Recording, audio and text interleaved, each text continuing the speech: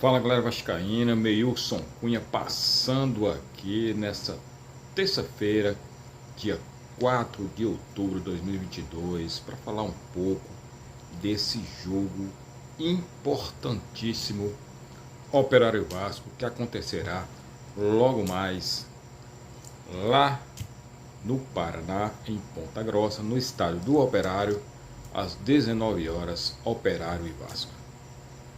Como a gente não vai ter o nosso pré-jogo devido à questão do horário do jogo, né, 19 horas, muito cedo, e fica muito pra gente que trabalha, fica difícil fazer, a gente está subindo aqui só um pré-jogo gravado para falarmos um pouco da expectativa desse jogo contra o Operário.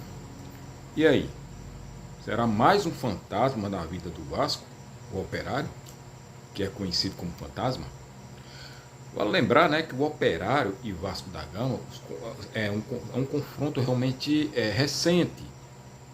Aconteceu, o primeiro confronto, na verdade, aconteceu o ano passado, pela famigerada Série B, em que o Vasco, em sua estreia na Série B, inclusive, recebeu o Operário em São Januário. E quem não lembra daquela desastrosa, né, atuação do Vasco, desastrosa estreia do Vasco, e aí o Vasco perdeu por 2-0 para o Operário. Aquilo ali já meio que referendou como é que ia ser aquela Série B do ano passado. A gente já sabe como é que terminou, é bom nem lembrar.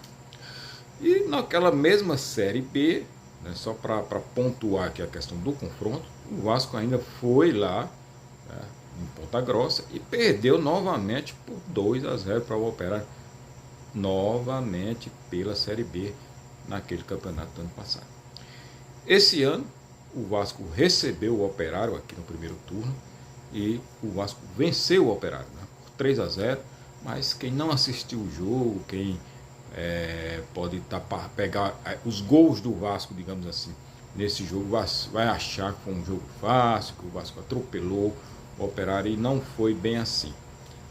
Aliás, não foi nem um pouquinho assim, né? O Vasco, na verdade, fez um jogo realmente abaixo, né? Aliás, como vem acontecendo também durante esse campeonato todo. E aí só na parte final ali é que o Vasco conseguiu meio que deslanchar e fez até um placar elástico, né? Que não diz realmente o que foi o jogo desse primeiro turno. Esse jogo de hoje, o Vasco está nessa situação, né, começando essa rodada aí.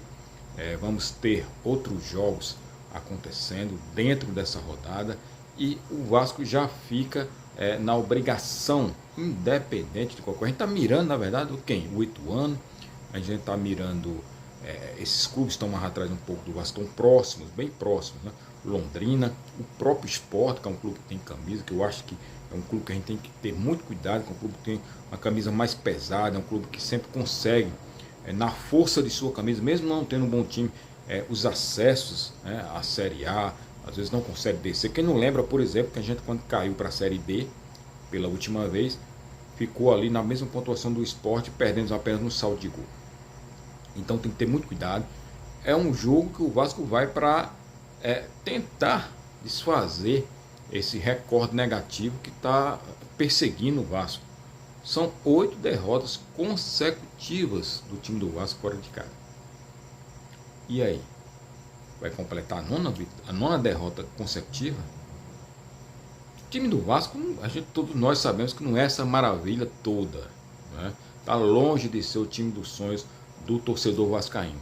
Mas se você colocar no papel ali, na ponta do lápis, ele é pior que esse time do Operário, por exemplo? Eu acho que não. Então, é um momento difícil do time na competição, porque se por um acaso o Vasco não conseguir o êxito, né, e vencer o Operário, porque vencendo o Operário a gente fica meio que tranquilos, entre aspas, e sem muito se preocupar com os demais resultados. Claro que a gente vai torcer, por exemplo, para o Ituano perder para o Cruzeiro, a gente vai torcer, por exemplo, para outros resultados dos times estão mais próximos não pontuarem, não conseguirem vencer, e a gente ficar mais conforme. Mas o importante é o Vasco vencer esse jogo contra o Operário, Porque o próximo jogo é em casa, contra o Novo Horizontino, e aí vencendo, eu acredito que vai dar uma folgazinha e meio que encaminhar ali a classificação. Agora, se por um acaso isso não acontecer e o Vasco perder esse jogo para o Operário, a coisa pode realmente ficar difícil. Os times podem encostar. Eu por exemplo, não acredito numa vitória do Ituano sobre o Cruzeiro lá em Belo Horizonte, apesar do Cruzeiro estar em festa já e tudo mais. Mas pode acontecer, ninguém sabe, mas pouco provável. Mas mesmo assim, eu acho que os outros times que estão ali próximos podem sim se aproximar do Vasco, podem inclusive empatar em número de pontos com o Vasco, e aí o Vasco vai vir para São Januário naquela pressão horrorosa e a coisa vai ficar mais difícil cada vez mais.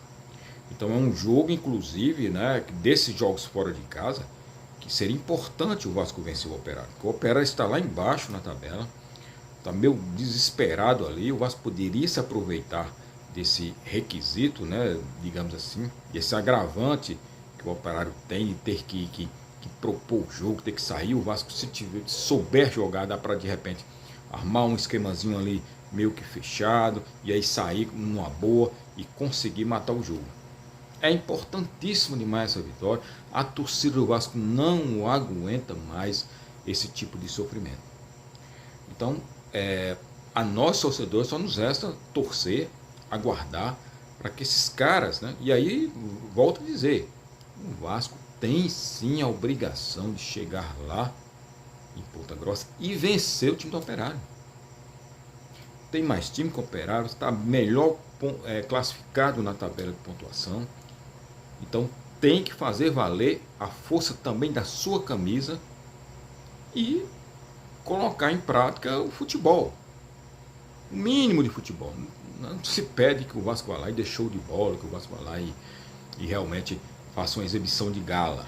Mas que vá lá com garra, determinação, atenção, comendo a grama, né, com o coração na ponta da chuteira e consiga trazer esses pontos, 3 pontos de qualquer forma. Porque dá sim para trazer. Ninguém vai jogar aqui. Ah, não, é um jogo contra o Cruzeiro, fora de casa, o Cruzeiro está ali na liderança e vai para ser campeão. Não, foi aquele jogo que aconteceu, né, do Cruzeiro, que praticamente selou ali a classificação do Cruzeiro, matematicamente. É um jogo contra o Operário, um time, né, ali que está embaixo, dificilmente, inclusive, ele irá escapar de cair para a Série C. Quem será o substituto do Yuri Lara no time do Jorginho? Quem? Será que ele vai de repente ali colocar o Marlon Gomes um pouco mais recuado, fazer uma dobradinha com o Andrei, porque os dois já fizeram isso inclusive no time de juniores. Então de repente ele pode fazer isso. Porque sinceramente eu não vejo assim nem o Zé Gabriel, nem o Matheus Barbosa entrando nesse momento no time do Vasco e fazendo uma função parecida ou melhor do que a do Yuri Lara. Então eu acho que eu de repente, se eu sou o Jorginho, eu tentaria essa formação. Colocaria o Marlon junto com o Andrei, fazendo essa dobra. Já jogaram juntos com o da base. E né, outra coisa importante, a gente tem que ver como é que ele vai formar esse meio de campo. Será que ele vai escalar o Nenê? Porque o Nenê está no grupo que foi, que eu nem levaria o Nenê. Não é nem aqui falando da questão técnica do Nenê não, porque o Nenê a gente sabe que nesse elenco do Vasco ele ainda é diferenciado, mas é porque o Nenê é um jogador de 41 anos. E está mais que provado, ele não consegue mais performar pela questão física. E quando tem jogos em sequência, como é o caso que está acontecendo agora, ele fica pior ainda. Então, por exemplo, ele o último jogo ele já meio que andou em campo. Aí vai para esse outro jogo, uma viagem. Eu não levaria nem o Nenê. Deixaria o Nenê aí descansando no Rio de Janeiro para o jogo do próximo final de semana. Agora, no caso, no sábado, né, contra o Novo Horizontino. Tentaria ali formar um meio de campo mais forte, mais pegador, para ver se a coisa melhoraria, né? E colocaria, por exemplo, o Alex Teixeira. O Alex Teixeira tem que jogar. O Alex Teixeira está no Vasco e não jogou ainda. Então eu não sei, confesso que eu não sei como é que o Jorginho vai escalar, mas como eu disse, eu escalaria, tentaria uma formação com o Marlon, o Andrei. Eu não escalaria o Nenê, por exemplo. Não escalaria. Colocaria o Marlon, o Andrei, o Alex Teixeira. colocaria o Figueiredo, o Aguinaldo, e aí fica a dúvida, quem seria o outro jogador? Porque infelizmente o elenco do Vasco também é curto, é enxuto. Se você ficar pensando aqui quem vai colocar, teria que ressurgir o PEC. Então realmente assim, às vezes a gente cobra muito do treinador, a gente cobra muito, mas realmente falta peças, por exemplo, nesse esquisito. Talvez até por isso ele esteja levando o Nenê, e talvez até por isso ele vá colocar o Nenê nesse jogo novamente. E aí a gente já sabe, a condição física do Nenê não é favorável. Então tá complicado a situação. O Vasco deixou complicar a sua própria situação, e agora tem que resolver. Eles lá, os caras têm que resolver. Volto a dizer, de qualquer forma. Se não vai na parte técnica, se não vai na parte da habilidade, se não vai na parte da categoria, vai na parte da raça, do coração, da atenção dobrada, de entender que é uma Série B, que esse jogo é um jogo pegado, um jogo brigado, e que precisa sim de muita raça e determinação. Se esses caras conseguirem fazer isso, ter atenção e não levar um gol, porque faz, eu acho que nos últimos 10 jogos o Vasco vai levando um gol todo jogo. Não conseguiu, a defesa desacertou de forma geral, inclusive nesse jogo de hoje o Paulo Vitor nem foi, parece estar contundido, mas também se ele não tivesse, não seria o titular.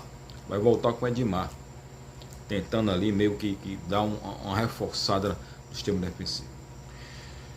É difícil, não vai ser um jogo simples, não vai ser um jogo fácil, mas o Vasco tem sim a obrigação de chegar lá e vencer esse jogo, se quiser realmente subir para a Série A ano que vem.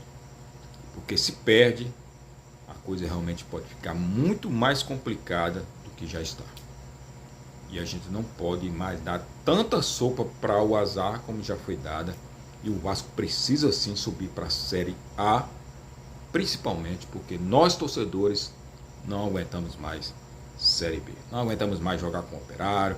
Então aí o confronto, são 3 confrontos na história dos 2 clubes. Não todos merecendo o time do Operário, mas estamos falando do Vasco. Temos que exaltar a história do Vasco. E eu, graças a Deus, já vi muitas glórias do Vasco e quero voltar a ver. Quero que meu filho veja, quero que os torcedores jovens possam ter a alegria de realmente torcer e usufruir de um bom momento do Vasco. As coisas para o ano que vem, se o Vasco conseguir subir para a Série A, creio que vai dar uma melhorada, mas para isso primeiro tem que passar, como o Vasco está passando por essa via cruz, tem que realmente encerrar esse ciclo negativo, conseguindo acesso para a Série A. Tá bom? Aproveitar aqui e convidar vocês para logo mais, né, depois do jogo, por volta de 21h15 ali, estaremos aqui com o nosso pós-jogo, e aí, se Deus quiser, com a grande vitória do Vasco, tá bom? Um grande abraço a todos, saudações vascaínas.